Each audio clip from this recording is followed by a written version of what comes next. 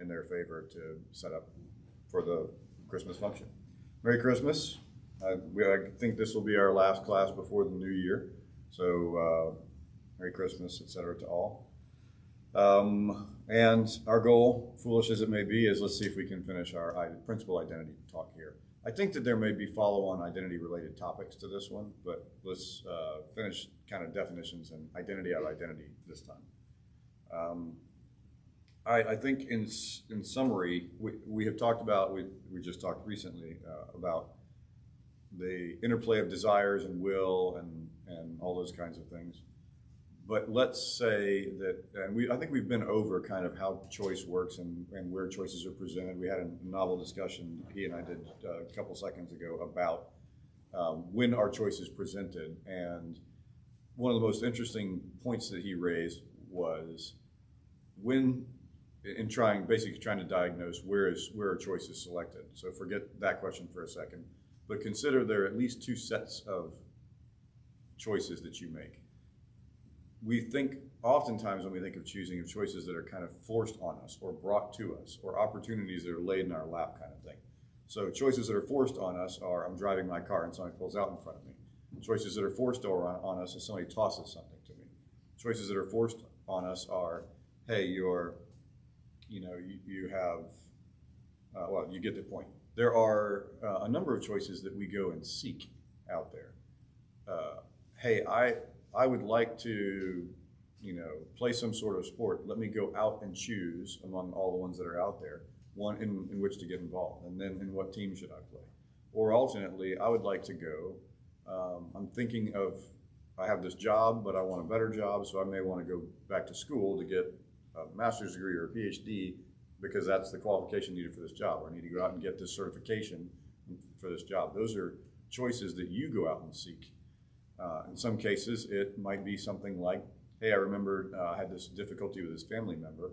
I'm going to go out and reach out to them. And then you end up getting presented a series of choices as well. So I would like to, this is a claim, a hypothesis, an idea. Maybe the more important choices, maybe the more important desires are the ones that we pick to pursue. More indicative of where our heart is what we were talking about last week. What is heart? And if heart in some ways is the bundle of desires, and we ask whether the will operates over the heart or vice versa, I have said that the will is what operates over the heart. The question is, can you choose what's in your heart? And I think that when you think about it, what becomes the obvious answer is yes. You do so not by sitting back passively and reacting to things. Those things will show what you've already got in your heart most of the time. Your best way to put things into or take things out of your heart, where your heart here means center of desires, is to go out and pursue things that you want to desire. So like, hey, I don't at this point have a particular desire to win, for my kid to win this hockey tournament, or these kids that I coach to win this hockey tournament, given that I'd never played hockey, growing up, that I don't know anything about it, that I was forced into the position practically. Like I showed up and the other coach bailed out. I was supposed to be the assistant, like puck carrier guy. Now all of a sudden I'm the head coach. So like that choice was kind of forced on me in some ways in virtue of me going out there and showing up and volunteering to be a coach. Now at this point, I can choose to, do I care whether we win or lose? I can care more. So the more I vest myself in it, I'm probably going to care more about how well, if not win or lose, how well the team performs. If my job as coach is to help them perform better. So these are choices that we pursue. These are desires that we have in virtue of going out and seeking the opportunities rather than having the opportunities foisted on us. So if you're trying to figure out how do I, as a human being, how do I change what the desires are in my heart? You go out and you proactively seek other things. I will ask you, like, if you've ever had a difficulty in life, hey, this has really sent me in this kind of spiral. Oftentimes you'll hear a friend say something like, hey, get up. Let's go out and take a walk.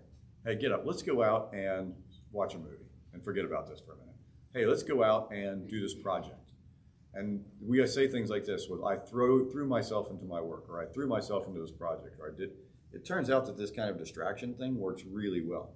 For those of you who've had or worked with small kids, you got some small kid who's crying. He's in a huge loop. And I first started to try to reason with them, and I was like, consider the fact that you really don't have that much to cry about here. Like, your reaction is disproportionate to the stimulus. And this, of course, went about as well as you imagine. And I tried that in kind of 2-year-old language of like, you like doing this. And guess what the most effective technique was? Distraction. Absolutely. Like, without the shadow of a doubt, I'm like, look, monster truck. And the kid's like, monster truck. Hey, I've got the blue one over here. I like the blue one better. And he has instantly forgotten everything. We actually don't lose that when we grow up. It just happens with less tears. So sometimes. So it is the case that distraction means something, though. What is happening when we distract them or ourselves? And what is distraction? Is distraction the right word? Because distraction assumes that the thing that is, the real thing, is the bad situation. But is it? Yeah, you're presenting a new focus, a positive focus. So consider the toddler. Why is the toddler upset? Why is it? But for something in the past. And for something in the past, it doesn't matter. So if you go through my house and you pull down however many toys there are, the number of toys, individual items that could be called a toy, are probably in the hundreds now at some point. So, and each one of them has been a unique desired focus for these kids. So at some point, it was the thing to have. And you all know that the best way to make one thing the most desirable is to do what? Give it to somebody else, and now it becomes the most desirable thing. But that is why does that occur? Why do you think that is? Yes, ma'am. Yes, but why would that be a positive thing? So we might say it with a group of kids, it's a negative thing in that, well, one of them gets a toy, now they all want the toy. But where's the positive? If someone else wants it. Yeah, in some way it helps us socially sort values, things that are valuable. Some person finds something like, oh, this is amazing, and you're like, yeah, probably not. And you're like, no, this is a container for water. Now we don't have to come back to the stream all the time. That's something where now a beneficial instinct that we have been given now turns out to actually have at least two options. One of them is noting that it's a good thing and attempting to imitate it out of your own resources. Let's call that a good thing. What's the bad version? Of which one of the 10 Commandments deals? Coveting it, which is like, no, I want that one. Right? So oftentimes with kids that are reasonably well, we'll say programmed at this point, or their behavior is kind of in the norm, of a good norm. If you give one kid an orange thing and you give another kid the same orange toy, you tend not to have a problem with it. But you can give one an orange one and a blue one, and now that same criterion is like, wait, is blue superior to orange or not? So sometimes you'll see kids upset with that. If you give one of them a toy and the other one nothing, then you have that same potential negative reaction, which is in fact a positive reaction. It just needs to be trained. It is there for a good reason. So in the same way that it's yet another example of our desires, our programmed God-given desires, actually have good application when properly applied. But if they're twisted, they become evil, and that's the point. All right, now why am I getting to this? The point I'm getting to is you can set your desires. You can set your desires. And you set your desires by doing these kinds of things. So you can to the toddler, it's distraction. Distraction from what? So the offense actually happened in the past. They're upset about it. Technically, if you could snap them out of that emotional state for a second, and they may have even forgotten about the toy thing 30 seconds ago. Right? So they're currently in an emotional state that's no longer relevant to the choice that's sitting in front of them. You can not distract them, but what you can do is say, they sit in a place for a desire to play with something. What upset them was not having something to play with. You give them something else of roughly equal value to play with, and now they're happy again. Because what the desire was, I want to play. So the scenario in which that happened, there are multiple ways to set up a scenario where the toddler doesn't end up with an adverse reaction. One of them is make them play by themselves. Then they don't end up in that situation. The other one is have them play in a place where the toys are so abundant and duplicative that there's no way somebody else can get their hands on something that they can't have. Another way to do it is to carefully train them to regulate their own emotions. And I think you'd be surprised at how well even toddlers can regulate their emotions, even though their amygdala has got their front brain by the throat. They can do it if you ask them to. And I have asked them to and watched them get themselves under control. And it's amazing. Like, we assume it can't happen. I'm telling you it can happen. So what's the analog for us as adults? We tend to think, I got this problem at work. Like, this is terrible, I'm trapped. Are you? Technically, what stops you from pulling up stakes and moving 3 towns over and doing whatever you want, right? I mean, we might be like, it's a pain. Yeah, it is a pain, but if it's that big a deal, move, right? We've trapped ourselves, like the toddlers sometimes, in this small little thing of like, well, this is the only way it's going to work. There's so much opportunity. There's so many, especially in a country like this, so many ways that you can do things, so many friend groups you can pivot from one to another, so many relationships you can change. And some of them, though, let's say we're stuck in. So you're stuck with your family, right? You can't undo your family. You're stuck if you've made a vow to somebody that you made a vow to. So how do we deal with situations like that? I just want to highlight to you that there are things that you can quickly change and choose, and there are other ones that you have to make your set of choices around. And when it comes to desire, you can go out and seek many, many other possible, call them distractions, but in my mind, there are other choice trees that you could have. So other branching decision trees, you get to select what branching decision tree you want to be on, and that's indicative of what your true desires are. By the way, the people who know that and still try to sit around and choose to be in a difficult situation, what desire are they telling you they actually have? This is what I call the Downton Abbey. Have I told you about the Downton Abbey effect? Downton Abbey effect, we go up to work and we say, like, it is constant drama. People are arguing, the boss, this guy, these people are competing, these guys are on their own program, these people don't want to support, these 2 people hate each other. Like, I'm sick of the drama, could we just all get along? How many times have you said that in work at some point? And then, after 8 hours, 9 hours, 10 hours of work, you come home and you're like, enough of that. And you go to the television and you turn on a bunch of English people who don't exist from 100 years, 50, 60 years ago, 70 years ago, and you watch them have a whole bunch of drama that's entirely made up. And even worse than the drama that you just got done watching. And you'll sit in front of it for an hour and then can't wait for the next one to come out. The human being somehow is not satisfied with the very drama levels that they said, I wish we didn't have this. False. If you didn't want the drama, you wouldn't go home and watch something that literally is in a genre called drama, right? Like, what are you watching? I'm watching drama. By choice? It's being forced on you? No, I love it. Why do we love that drama, by the way? Doesn't affect us. Because it's not happening to us. I think it would be less fun if it was interactive drama. So I think we should consider the fact that the choices that we make, our will operating over the desires, has more power towards shaping our desires than we tend to think. And if you watch yourself become a happier person, honestly, if instead of watching dramas on Netflix, you choose to create something yourself. You get into you paint or build birdhouses. That will make you will yourself report being happier, having made those choices, than you would in the 2 worlds that you live in, than you would have made over here. We accept society, culture's deliverances to us as normal. And this has always been a problem for me, and I see this on the kind of homeschooling meme things where somebody says to it's the meme with the guy with the shaved head and the ponytail, who's kind of stoic, and somebody says with the poorly rendered face, I don't know the name of these memeology characters, but one of them says, if you don't put your kid in these schools, then they're going to act differently. They're not going to be, they're not going to be like the kids around them. And this guy says back, your proposal is acceptable. And the idea is we are very much built towards norming stuff. But if you look at the norm of society and you're like, is that what I want to be?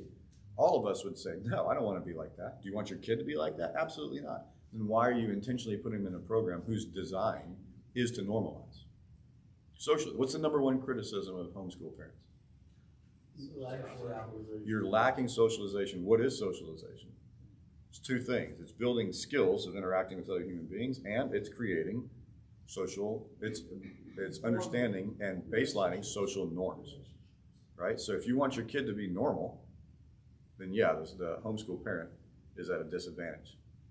But if you don't want your kid to be normal because you don't like the norm, then you just need to be intentional and understand that you're giving them both skills and values when you do it that way. Now, normally what happens, the normal homeschooler is somebody who already objects to society, but they object to society under a particular set of norms and goals themselves. So they look more like Amish or Mennonites by the time you get done with them in their homeschool than they do, people who are culturally maneuver well in the culture kind of thing. Is it possible to do both? Yeah, I think it probably is. But it takes intent on behalf of the parent. All right. All interesting background, not necessarily to the point. Identity comes in what I said last time. You choose your identity, and the discussion we had is really helpful. You are given a certain set of choices. Let's put it just solely in the language of choice. In virtue of being born into the family into which you were born, you will be presented with a certain set of choices. From the time that you're little, most of those choices are set in front of you. You don't have quite as much freedom to go out and say, I want my will to operate over different choices than the ones I'm being presented. So you're going to make decisions based on what's stuck in front of you every day. Eventually you get old enough to realize, I don't have to do this. Kids who live in abusive houses or difficult or non-fun houses, what do? They leave the house for hours at a time. The less they can be there, the better. Because they're like, I want to make my choices in different places than this terrible place that I live now. Right? And we all do that to some degree. So you can set the range, you can set the domain over which your will wants to go. And so the same way that I had that circle, some of which was filled in, when you're young, it's just whatever you're presented with. But eventually, you realize that you have more and more choices you could make, more and more opportunities to make choice. And that's where your will is going about setting your identity. So you may be given some amount of identity initially. But in the same way that you can turn around and say, like, I was born a guy, but I'm deciding to identify. My identity is that I'm a woman. That's your choice to mentally be there. Now, physically, you may still have whatever equipment you came with. But ultimately, you can even make the choice to have that removed. Now, you may not be able to achieve the ideal of womanhood that you want, but I'll say this. Here I am, I'm a man who chooses to be a man, and I'm woefully short of the ideal that I would shoot for right now, both in physical, stature, strength, etc., and mental capacity. And so, yeah, great. I'm not the man that I want to be if I could snap my fingers and design, but I'm still operating over a certain range of things, and the freedom that I have. Our will is limited in this respect. We can choose what's immediately presented to us, and we can expand, but we can't expand it infinitely. So there's some range to which we can expand it. Our identity will be encapsulated in that range. So in some ways, God can sovereignly limit who you are by what that initial set is and what is allowable within that range. So what we'll say is this: you cannot have any identity you want, but you can choose any identity you desire within that range of possibilities. Go. I'm finding the older I get, and I'm getting older. No, sir. No, sir. Sort of you have gotten old a long time ago. And I know this because at my age, everybody is told, like, I am clearly the old guy at work now, so, and you've got me beat, so. I'm 84 now. Okay. Congratulations. I find as I get older, I'm more like that little kid. There's fewer options open to me, fewer things I can do. What I find myself doing is thinking back about the choices I have made and wondering, well, did I make the right choice? And then I realized, shit, I've already made it. No point in trying to rework it. Yeah. So what do you do? What do you do now? What is it that you are doing now? Like, you've got, let's say, hey, I can't play basketball like I wanted to. I can't play football. I get broken on the first play. You can't do the pedicab anymore. So, but you're still, like, you're moving. Look, you're here today. That's a non-trivial task. What is it you're choosing to do with your time? Now, I do a lot of physical therapy because I can't straighten my head up. Right. And that's not working very well. It's mostly just nothing. Well, what do you spend your mental energy on? Read And what are you reading? a lot. What types of things? Everything. Everything. Okay. Read your Bible. So what's your point? Why are you reading?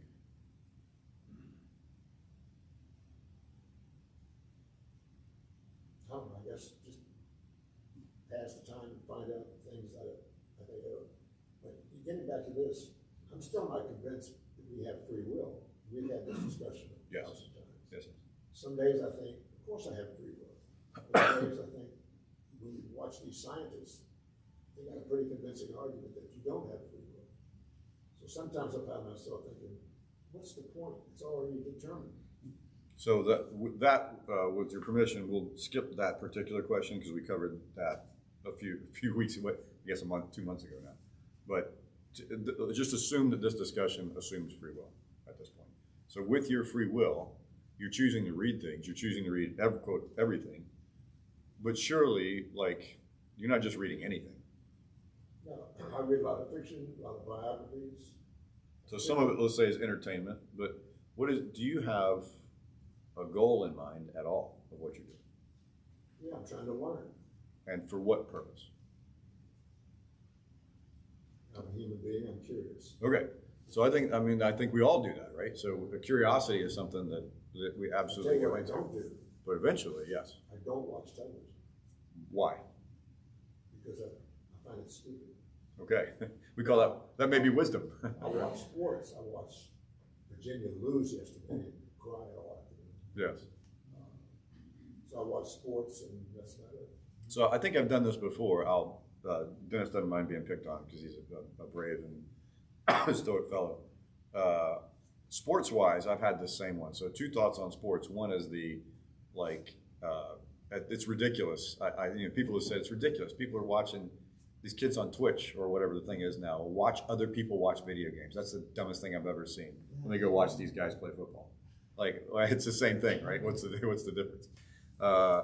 But in terms of joy that you have, there are a lot of people in here, I imagine, maybe the majority, who don't identify with the success of a professional sports team. But some people have made the choice, maybe for social reasons, maybe for whatever else, to when your team wins, you're happy, and when your team loses, you're happy. And you have no effect over that at all. All you can do is choose to expose yours. You chose to choose which team you want, and then you chose to identify your own happiness with their victory or failure. Wisdom-wise, that doesn't seem like a great idea if you want control over your own happiness. Now, maybe what you can do is say, well, I'm just going to statistically choose the people who are most likely to win, and then I also will say that I'm the happiest as long as they're in the top 10. Okay, so that might make a little more mathematical sense. But ultimately, why would we slave our own happiness to something we don't control? That one principle is extraordinarily powerful. Because what you can, if you are thrown in jail and you're Paul, the number of things you control are almost zero. But what could he control? Okay, so he can eat or not eat, stay alive, or do something that provokes death or not. Okay, what else can he choose to do? Mood or happiness. Yeah, but surely a lot of that is being negatively affected by being in leg irons and being fed 1 crust of bread a day. What do you do there? But he says he's content. But why? Is he just a lunatic? How? How can you be content? If you've ever seen that prison, it's a hole in the ground. It's a cistern in the middle of Rome. How? How can you be content living in that? How did he choose to be happy? Because he believes God is in control of everything that happens to him. So whatever happens, that's his will. Okay, but even if he says that, if what he says is, okay, well, it's his will, but what if it's God's will that he suffer for now pointlessly? But he put his focus elsewhere. Okay, but that's just, you mean just distraction? Like I'm going to imagine, dreamy fields and tripping through the flowers, even though, how is he doing it? They sang in prison. Yeah, okay, but to what point and purpose? Worship. Why? Worshiping the guy that just got you thrown in jail? Acknowledge. He told you specifically go out here I'm going to do great things through you. You did what he told you to, and now you're in leg irons. No, wait a minute. Wait a Wait up there minute. because you didn't do what God told him to. Thus says the Holy Spirit, that you shall not go up to Jerusalem. No, let's say the ones where he was thrown in jail Okay, after going, okay. to his first missionary journey, jail In stuff. the beginning, when he knocked him off his horse, he said, I'm going to show him all the things he must suffer. Aha. So he knew he was going to experience suffering. But is this pointless suffering? And no, none of it's pointless. So why is Paul happy about this? Is what? Why is Paul happy about this? Because he knows it's accomplishing God's will, and it will, as he said, all things work together for good for those who So love I got a kid on the hockey team that is so that I pull him off to the side, and I'm like, I'm giving you additional tasks I'm not giving the other kids. You're not doing as good a job skating as you could be. Here's the things that you're going to do to fix it. The kid is the best kid on the team. He scores like 90% of the goals. So there's two ways he could look at that. Did you just lie to this guy? No, he literally could be doing things better. My point is, he's doing so well right now that he is succeeding easily. But his potential is incredible. So what I do is say, I'm going to level you up. I'm going to give you something to work on that the other guys can't work on. In his proper mind, in an improper mindset, what's the right way to look at? What's the wrong way to look at this? Coach is picking on me. I'm doing better than everybody else here, and he's giving me drills to do. What's the right way to look at it? I'm like, this kid doesn't belong in this league. I'm going to make him so good that it's obvious that he shouldn't even be here. So he goes up to the next level. Paul uses a particular phrase. The Bible uses a particular phrase a couple times. They were counted worthy to suffer for the name. This is Paul, and Peter and company, just get beat, and then they're stoked about it. And they're stoked because it's basically like the kid that recognizes, like, Coach gave me extra laps to do because he thinks that I've got the most potential of anybody on this thing, and he's making me better than everybody else. That's the attitude that they have about this. Maybe they're deluded, but if they're right, you see the point. Yes, Dennis. This kid you got, is this fiction or is it true? No, that's true. Why doesn't he play an age group up? Well, the real truth is he's a baseball player initially that also his brothers play hockey. He plays hockey as well. He wants to play hockey, but his parents are like, you ain't on 2 travel teams, sport. You get to pick one. So he's playing down. I have a granddaughter like that who's an amazing soccer player.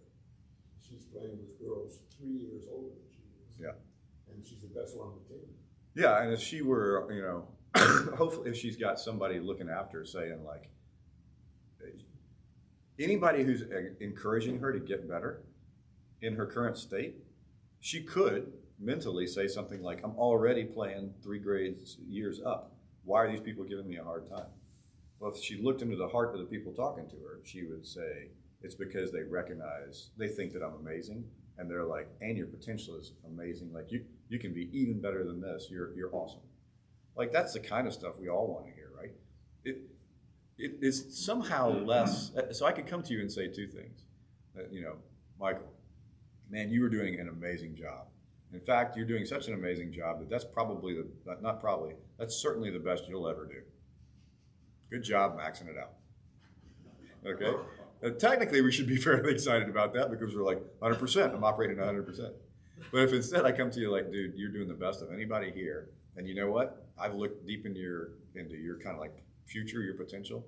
You could be 3 times as amazing as you are. Why do we like that? Why is that somehow more positive for us? Spurring it on to greater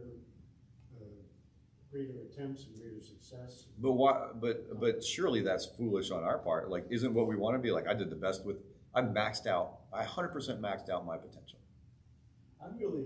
My goal was adequate. Have you hit your goal? All the time. All the time. All right. Keep the bar low, and you'll never be disappointed. Right. The other problem, I think, is a lot of these kids reach their potential at a very early age. That's as good as they're ever going to be. I'm sure you've seen that when you did coaching. Yep. And I know in my case, when I got to college, I realized this is probably as good as I'm going to get. like an idiot, I went out and tried for the Reston, that open kit, Reston. That was an eye opener. But some of these kids reach that as good as they're gonna get, Yes, like in the ninth grade. yes. I've seen that happen. It's tough. Yeah, and it's at some point, Unless they've got people around them who let them down easy. so let's say there's two possibilities there. One is, and we'll make it obvious, right? The kid with one arm really wanted to be the world's best hockey player, and at the end of the day, he's not gonna be the top goal scorer in NHL because you just can't. There's no way to effectively compete with people with two arms.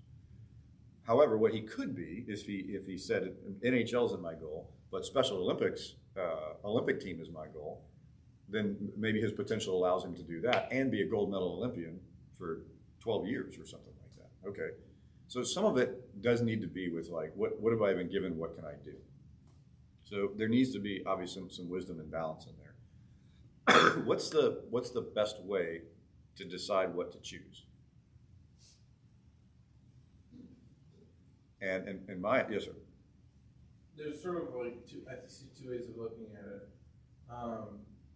On the one hand, you're going to be more motivated, more rewarded for behavior that you are naturally gifted at, right? Like that which you have greater capacity than the average, you're going to get rewarded for, right? Very easily. You're going to start recognizing this. For Christians, can I insert into your naturally gifted at the possibility of being supernaturally gifted? Yes. Yes. Okay. Like from whatever source, right? And that doesn't mean you're going to find everything, right? Like who knows? You might be a fantastic weaver. You might have natural aptitude you don't realize, right? But like as you start doing things as a young kid, right? Like I was great at school. So what did I enjoy doing and work hard? Because you've been rewarded for it, right? Yeah. Right. What was Now, quick pause on this one. To your exact point, Moses is an example of a guy God chose, where Moses thought, I have no natural aptitude for this, and God was like, how about I be in charge of deciding what your aptitude is? Right. Well, so that was my next point. Was like on the one hand, you have where like you're going to want to do that what you're naturally good at, but from the Christian perspective, you're oftentimes called to do that which you are terrible at, what you're garbage at. So this is an excellent point. Let me throw out two things here. One that has to do with, I think I've said this before in class, and Tracy, my wife, like when I was at the age at which I met Tracy, if you'd asked me to build a list of what I thought the ideal wife looked like, I would have, a dozen properties or 20 properties on this list. Tracy did not have all of those properties. So subsequently, I ended up making my choice based on like I was doing the middle exam. What property should I have on here? Have I wisely chosen the list? And I asked God, I'm like, can you show me if she's the one for me? And I got stone silence back in prayer. And I was like, whenever I get this one, that's the Marine Sergeant Major looking at me and being like, did you just ask me about your general orders? Like I literally gave you a card with those on them. Check your left breast pocket. So I was like, oh yeah, right. He told us about that. And then I went to read Proverbs 31. Then I ran down the Proverbs 31 checklist with Tracy. And I was like, yep. In the future, obviously, yes, based on what I can see here, blah, blah, blah, blah. So I was like, okay, based on your criterion, God, this is the right woman to marry. So what I then said was, my default choice will be yes to her, but if you don't want me to marry her, then stop. So that's the way that I went into engagement, which seems like an odd way to do, very unromantic way to do engagement, doesn't it? Here's what I learned subsequently. My list for what the ideal woman looked like, and this should surprise everybody in the room, at age 25, was a terrible list. And it was highly inaccurate, not only because it was rife with cultural assumptions from a culture that I didn't even like, it also was ignorant because I didn't know what was actually necessary in a marriage. What I found out afterwards was I had a whole range of needs, desires, necessities that we have for building a family that I didn't know were even considerations that turned out to be far more important. They were the number 1 through 7 priorities on the list. And Tracy had all of those in spades. On a list. On a list. Have them on your. I didn't have them on my original list. Or if I had them, they were like vaguely down at the bottom. Yeah. Right? So it turns out we don't actually know. We have to be humble enough to say, I don't have any idea what I'm doing here.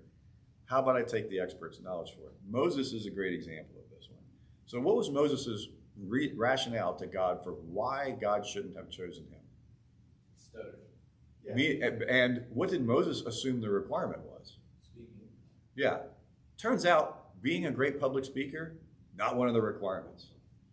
Why? So let's take some of the world's most famous, the world's most famous military retort comes from Sparta. And it comes from a letter sent, I think, by Philip of Macedon that said, if I bring my army down into Achaia, I will lay waste to your towns, enslave your people, blah, blah, blah, blah, blah. And the Spartan king sent him back a reply. If. That was it. One word. If. And laconic comes from Sparta. The word derives from there. You can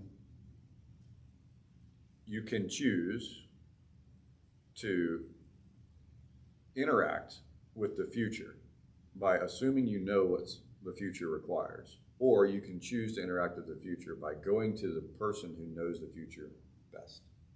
So when we ask God to help us set what our desires ought to be, it turns out that we'll be far happier than if we decide that in the power of our own will, we're going to do that. But this is the level of this kind of foolishness is, Chris is sitting in this. How many houses have you built? Guess. Hundreds. Okay. How many houses have I built? Actually, 0. Like I've sort of seen how one of them got built. Let's say that I think Chris is a trustworthy guy. And I have done this, by the way. I've gone to trustworthy guys and be like, I'm thinking about doing A or B on the house. Which one should I do? And they're like, you definitely want to do B. And I walk away and I'm like, yeah, but they may be wrong about this. I want to do A. And I make that choice. And then what happens 10 years later, I'm like, oh, this is literally falling apart. They probably should listen to Chris. Humility is an important point and an understanding of where you sit in the world. If there is actually a God, Christians, who gives you information, who has given you information and who will give you information if you ask it. If not only do you have natural things that he's given, you have natural things that he's given you. The question is, what do you want me to do with my natural things? And then when he turns around and says, I want you to go speak to Pharaoh, the right answer is not, that's not what I don't have what I needed. You didn't give me that. Pick somebody else. Like, in my mind, God's going like this. Can you just let me be in charge for a second? I know he doesn't do that, but he got angry with Moses. He did get angry with Moses, it says that. Because what Moses was doing was phenomenally foolish at that point. However, we all do that all the time, so can't give Moses too much time. The second thing, though, Paul says what? Pray for and earnestly desire what? At one point, the better gifts. Other spiritual gifts that you don't currently have. So we're kind of like, we've given what we have. This is what we got. We got to figure out how to work with it. That's not what Paul thinks. Paul thinks you can be like, you know what? I don't have the gift of teaching. So I guess I'm not going to be a teacher. Paul says, earnestly desire it and pray for it and ask it. Maybe you can do that. You get to pick what gifts you want. It sounds like, or you at least get to pick the gifts that you petition God for, and he might give them to you. What reason might he not give them to you? He looks into the future and says, you think you want that, that's not actually what you want. Instead, pray for this one. He gives you this one. You're like, well, I didn't want to do that. I wanted to do this. God's like, Yes. right? So this is what I want to, if I want to make any point about identity, it's this, and then over to y'all for discussion. You're bounded, but you choose within your bounds. Your will is what decides that, and your will is not driven by desires because you get to pick your own desires. We are far more capable of selecting what we desire than we think. But the examples I gave you about the toddler, the examples I gave you about picking your sports team, the examples I gave you about feeling like you're trapped in a geographical area, these are all lies. You don't have to do any of those. You're not made to be a Dallas Cowboys fan. Arguably, nobody should have been made to be a Dallas Cowboys fan, right? Just kidding. You get to choose those things. Don't forget that you have far more choice than you think. Am I the only person or thing that will set a value to my desires? See, I think desires are criteria which have values. Am I the only one, the only thing, the only being that can set the values to those desires? No, I think God sets. Directly. No, absolutely. I think God sets some of your desires. I think you get trained into some of your desires. Right? Does I he think actually that go happens. in my mind and change the values I've subscribed to those desires, or does he change my environment, which causes me to react to that environment, and then I place a value on that desire? So I think that it works a little bit more interactively than deterministically, as you said. So I think God presents you with an initial set of choices that you can make. You can do two sets of things there. You can either go into a no choose scenario where you're just like, I'm not going to do anything. I'll just let it wash over me. So by not making a choice, you've made a choice. Or you can choose between the available options of things that you could actualize. Then at some point you realize that your sphere of influence, let's say, exceeds the things that you've been handed naturally. So let's say you were placed into a poor family who doesn't have any skills, trades, or training or whatever else. At some point, you can say, like, I see myself here. I can forecast my future if I stay in this scenario. Instead, I choose to go to learn this thing here so that I can better myself, my situation. Or better in this case means achieve a higher socioeconomic status. That is something people do routinely. Yeah. Okay, so that kind of thing. Same principle. Go back a couple of nights. You were talking about Paul. I think if I look back now on Scripture, Paul tells us why he was content in his situation. And I don't have a thing with me. I can't quote Scripture, but essentially it's hope. He expresses that he has a desire for some future state, Yes. which he hopes for, Yes. which causes him to persevere through all of his trials that he has had. Yes. And it's that hope that he will be with Jesus at some time in the future, and therefore he tarries on until that time comes. So I would say it's encapsulated by the concept of hope, Yes. which Peter admonishes us to say, Yeah. be willing to express hope. 100% Hope agree. that is within you. And there's a as you choose to, so yes, as you choose to set your desires, I'll give you one other historical example that matters here. I think we all know this intuitively, but it's good to break it out. If we want something, we want glory for ourselves. We want glory for God, hopefully if we're properly motivated, but we also want to achieve glory ourselves. If you think that's wrong, then go read Paul again. Paul is 100% about, like, I'm chasing glory. Not just for God, for himself. Like, he wants the crown imperishable. He wants all these other things, right? So he is chasing glory. If he wants glory, if we want glory, we have to be careful and recognize that we achieve glory by the choices that God gives us. And we need to focus for what choices he wants to give us. So I'll give you again, I don't know why Sparta is the topic of the day, but the famous Spartan battle against the Persians at Thermopylae, the supposed 300 Spartans, it was actually like a few thousand, and counting everybody else, against tens of thousands of Persians, hundreds of thousands. One of the Spartan peers, one of the 300, got an infection and had basically, field blindness, couldn't see. So they medevaced him back. All of his peers die, famously, heroically, and he was so ashamed and treated like such a pariah that when the eventual battle, so not often told, is eventually Persia makes it through the gap, delayed him enough, the Greeks get their act together, 10,000 Spartans and everybody else meet him in battle at Plataea. And the Spartans, they defeat him at that point. This guy runs for, in every Spartan battle, they award the kind of the Medal of Honor, the prize of to one guy, the bravest guy, or the best fighter, or whatever it is. This guy, when the Persian army is closing in on him, tears off and single-handedly engages in combat with these guys while his lines catch up.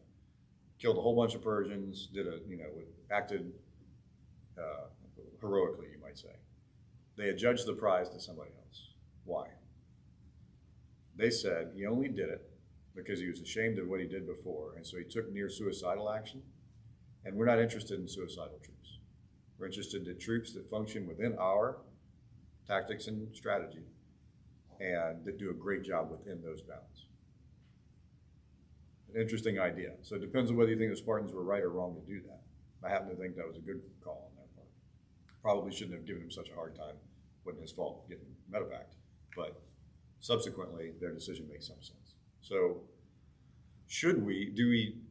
we can ask God for additional opportunity, but we also need to perform within the things that he gives us, the constraints that he gives us. We can ask him to expand the constraints, but if he doesn't, make the choices that God gives you and make the right ones.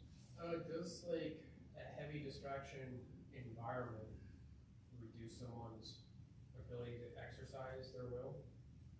Reduce their I say yes, and I don't. So I'd say no, not ability, but probability. Because in a completely, when you can step away from something, you can make what we would call an informed decision more readily, a dispassionate decision more readily. But when you're in the middle of it, have we ever done things where we're like, man, if I'd have thought about that a little longer, I wouldn't have done that. So the more distractions you have, the more negative that effect is.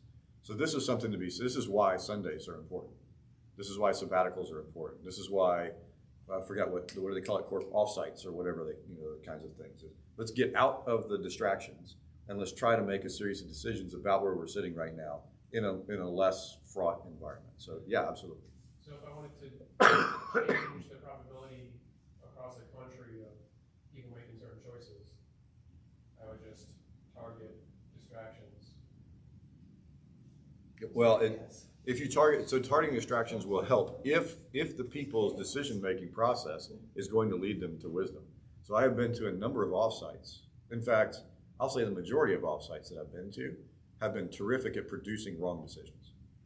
And the reason they have is they do good of getting out of the distraction, but they do a poor job of saying not what are our goals, but what ought our goals to be, what ought our goals be, and why.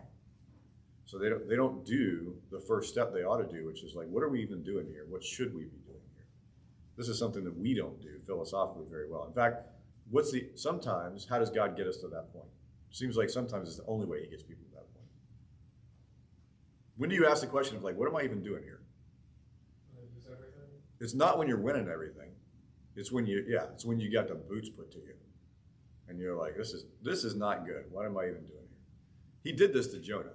Remember, he didn't like Jonah's attitude. Jonah's like, then he goes, Ninevites, 40 days, everything's going down. They're like, oh my goodness, we're sorry, God.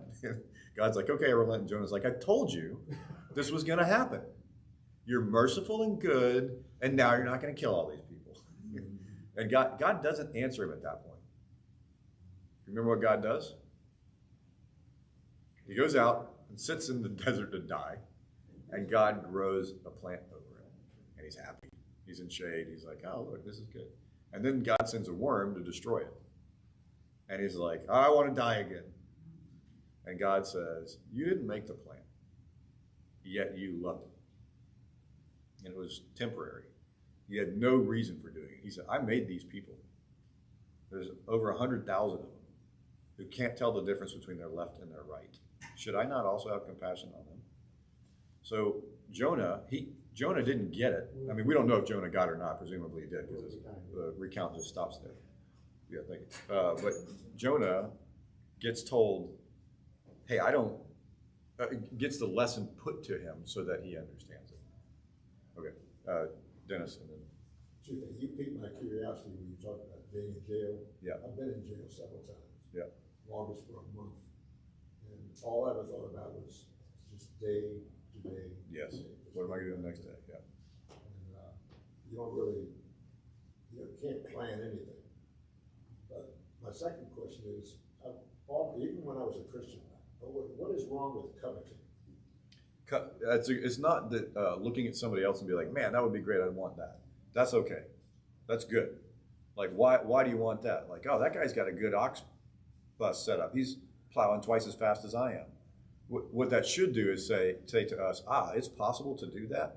That's a better thing. Let me try to do that with my ox. Well, then why is there a commandment against it? The commandment is not, I want something like that. The commandment is, I want that one. Because it's the basis for stealing. Like you only steal because most people steal because they covet. You could want it, but not necessarily going to go get it. Coveting is setting your heart on it such that you want to take their thing, not the other. That's it. Okay. I guess if I covet Sophia Loren, unless I go after her. Well, and Well, the idea is if you sit there and you dwell on that, then you're likely to be displeased with your current wife, who could be amazing. So, like, do you want to make yourself less happy intentionally? I wouldn't. I mean, that doesn't sound like a good idea. So, I know. But I'm saying I'm addressing it as overreal. All right, we got about 9 minutes left before we want to vacate, so they can do their thing. Can we have a schedule? No, 10:10. They would like for us to be physically out of here by 10:15. Why, is the door open or something? What's that? I got it. Yeah, didn't you say you wanted us out by 10:15? No, everything, I stopped at 10 and get everything cleared out and then out. All right, that's news to me. The note I got said, could we have everything out by 10:15? Do you want me to stick to that, or do you want us to get out now?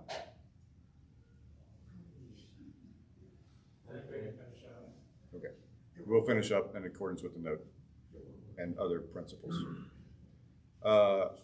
This is what I think that we want to do, and say. This is what I know that I want to say in terms of identity. By the time you are thinking about your identity, you should recognize that you have the power to choose a significant amount of it. But the most important choice you'll ever make is deciding whether you want God to have the principal vote in who you are and who you ought to be, or who you ought to pursue being, or whether you want to set that yourself, or let's put it on a range, how much of God's vision you want to just straight up accept versus how much you want to modify yourself. And that's what we find ourselves doing all the time. Do you want God to tell you who to be, and you pursue that wholeheartedly? Or do you want to tell yourself completely what you want to do, or do you want a half and half? So what I will say, that's interesting that you pull that out, it's the goodness argument. If you want to be who God wants you to be, you only have to do two things. It's this simple. Ask him continually to help you understand who he wants you to be. That's a daily task, at least a daily task. And the second thing is, you can only be who he wants you to be if you look at every choice that is set in front of you and you say, I'm going to choose the good one. And the good one is defined by, what would Jesus do? Does God want me to do? What is the right moral decision to make here? If you turn around, and remember everything I said from being the Marine all the way up to here, if you turn around and your moral decision-making process is, I'm going to do the right thing every time, and I'm asking God what he wants me to be, you now have basically as limited potential as God has made for you. That person, God can do amazing, glorious things with. Anything short of that diminishes what he can do in terms of, he has said he's only willing to do things that you're willing to cooperate with. So you're limiting the good God can do in your life because he's deferred to you and said, I'm only going to do this with volunteers. So if you want greatness, you may have it. And the way to get it is to do the right thing every time and continually ask God what he wants you to do differently or change or whatever else. So, if you're in this local environment, you're doing the right thing every time. And God's like, I also want you to go somewhere else. And he does this to Paul all the time. He did this to Abraham. You may be doing the right thing here. Get up, pull stakes, go to a land. Which one? Don't worry about Google Maps. I'll show you. Okay, vaguely south? Yeah, go south. I'll fix it from there, right? That's what God wants us to do. It's so incredibly simple that you're kind of like, that's too simple. I don't want to. Nope. Remember, whatever God wants us to do needs to be understandable by people who are mentally handicapped. Okay, no matter how smart you are, no matter how dumb you are, same answer for everybody. And that's it. Now these guys on this end of the spectrum can do different things than these guys on this end of the spectrum, and God's the one who sets that kind of stuff. But ask God what your identity is, and then what he'll tell you is, we will make you the son or daughter that you want to be. So it starts with, I want to be your son or daughter. And then you're kind of like, well, what kind of son or daughter am I going to be? And he's like, let's sit and talk. And he actually wants you to vote on it. And he wants you to make decisions on it. He puts the choices in front of you so you can make those kinds of decisions. This should make you feel incredibly empowered, and it should also make you feel, what else? Terrified. For what reason? The worst thing in the world, terrified. The worst thing in the world is wasted potential in our own lives. The regret is entirely about looking back and saying what could have been. The best path for looking back and never saying, I wish that I had. If you look back on a life where you made the right moral decision every time and you listen to God every time, it's impossible to look back and say, oh, I really made a mistake there. Oh, you made a mistake by doing the right thing? Right? Because the other secret in there, and I'll tell you this from experience, is the limited number of times I choose to do the right thing, God miraculously, I'm trying to remember, what's the phrase I should use for this one? Works all things together for good, for those who love him and those who are called according to his purpose. And he's actually not, he seems to be willing to work with relatively small amounts of love, at least in my case. So that, I think, is where this sits. Think about it on your own, take your time, work through it. We will meet again. When are we set to meet again?